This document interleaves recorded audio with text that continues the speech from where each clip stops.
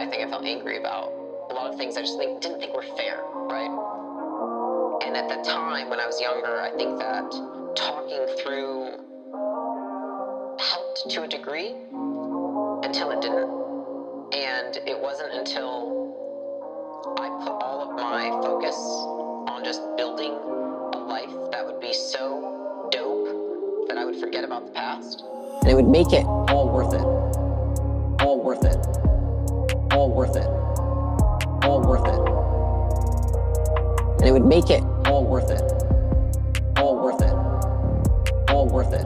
Worth it. Worth it. Worth it. Worth it. Worth it. Worth it. Worth it. Worth it. Worth it. Worth it. Like, that was really what I focused on. It's like, how do you create such a compelling future that you don't even think about the past? I think that often we're so focused on the past, we can't even create a compelling future. You only have so much time to think about things during the day. And so I just found that I'm much happier focusing on the future. The weird thing is that the more that I have built my life, when I was younger, my dad, he put me in different therapy and all this stuff, talking through my mom's stuff. And I think more than anything, what helped me was I just accepted it. I didn't try to change it. I didn't try to think through the things that happened and how they've affected my behavior now. I accepted those things happened. And I look at my behavior now as a decision I'm making as an adult. I'm not a child.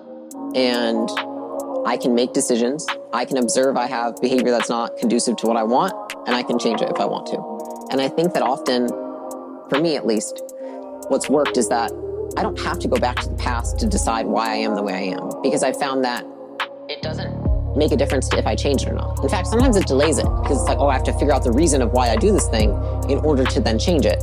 I just say, I do this thing, how can I change it? And I think that's worked well for me. And I think it takes, for people who are younger, or maybe it's the thing that happened is more recent, it takes time.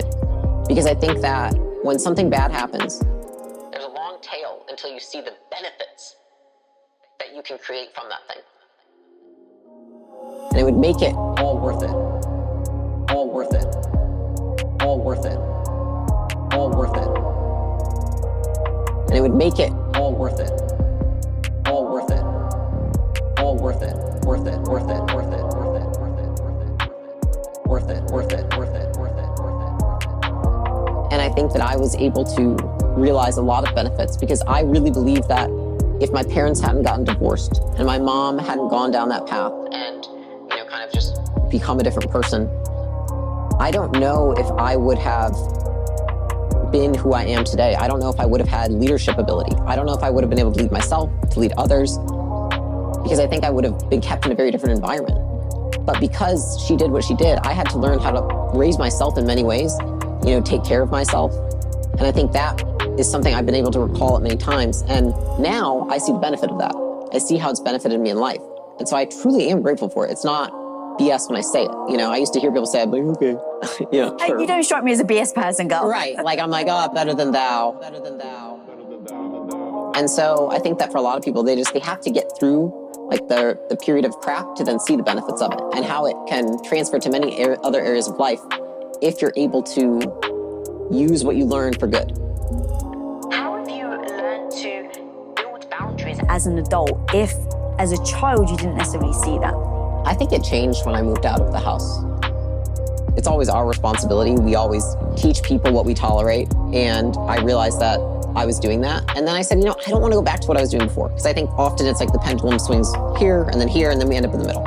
I try to always now just fast track to the middle, but I didn't. I went the soft way, and then I realized, that's not sustainable. Oh. Demons, be gone! Be gone, demons. Be gone!